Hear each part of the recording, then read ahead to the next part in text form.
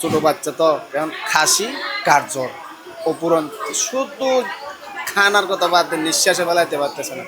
দেশের সবচেয়ে আতঙ্কের এক নাম হয়ে দাঁড়িয়েছে হামরোগ, আর এই রোগ হু হু করে বাড়ছে কক্সবাজার জুড়েও।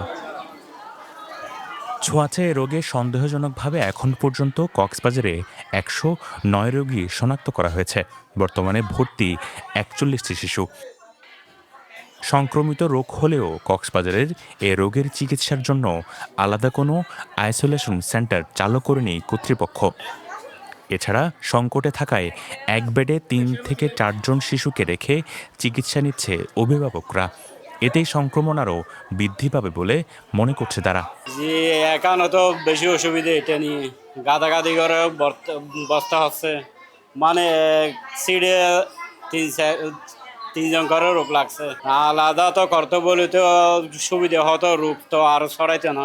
আলাদা করার প্রয়োজন এটা, কিন্তু এখন তো আলাদার কথা বাদ দেন। এখানে তো বাচ্চা আছে কয়টা, 4টা 5টা এক সিটে, বাচ্চা আমারটা হচ্ছে বাচ্চা। এখন ওই অ্যাপ তারপরে বাচ্চা নিয়ে আবার এখনো অ্যাপ ছাড়ার জন্য পাঠাইছি। আপনারা বলছিলেন ওদেরকে আলাদা করার জন্য? কারে বলবো, এরা তো বলতেছে আমাদের এখন সুযোগ সুবিধা নেই, যতটুকু আছে এখানে এতটুকুই চিকিৎসা করেছে।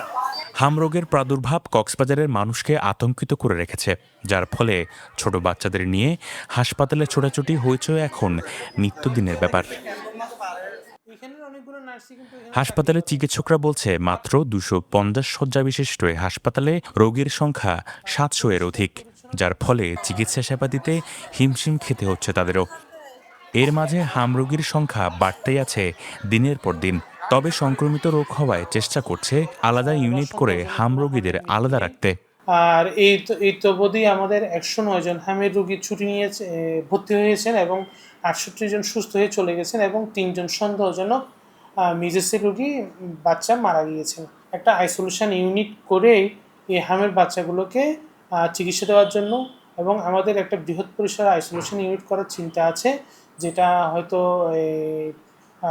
আইসিইউ বিল্ডিংয়ের 5 তলায় কিছুদিনের মধ্যেই আমাদের মাননীয় মন্ত্রী এমপি মহোদয়ের উপস্থিতিতে আমরা হয়তো উদ্বোধন করতে পারবো আশা করি। এই মৌসুমে এ রোগের প্রকোপ বেশি দেখা দেয়, তাই সবাইকে সচেতন হওয়ার আহ্বান করেন তিনি। এদিকে হাম বিশ্বের অন্যতম সংক্রামক রোগ। একটি আক্রান্ত শিশু থেকে একটি এলাকায় প্রায় 90% শিশু সংক্রমিত হতে পারে। রোববার ভিডিও কনফারেন্সে কক্সবাজারে হাম রোগের টিকা কার্যক্রম উদ্বোধন করেন স্বরাষ্ট্রমন্ত্রী সালাউদ্দিন আহমেদ, যেখানে 6 মাস থেকে 10 বছর বয়সী শিশুরা এই টিকার আওতায় পড়বেন। সংক্রমিত এ রোগে এখন পর্যন্ত কক্সবাজারে 4 শিশুর মৃত্যু হয়েছে। অনেকে মনে করছে এ রোগ নির্মূলে আগাম প্রস্তুতি থাকা উচিত ছিল হাসপাতাল কর্তৃপক্ষের। এছাড়া প্রয়োজনে বেসরকারি হাসপাতালগুলোর সাথেও সমন্বয় করা উচিত। শেহাব আবরার, পেনোয়া নিউজ।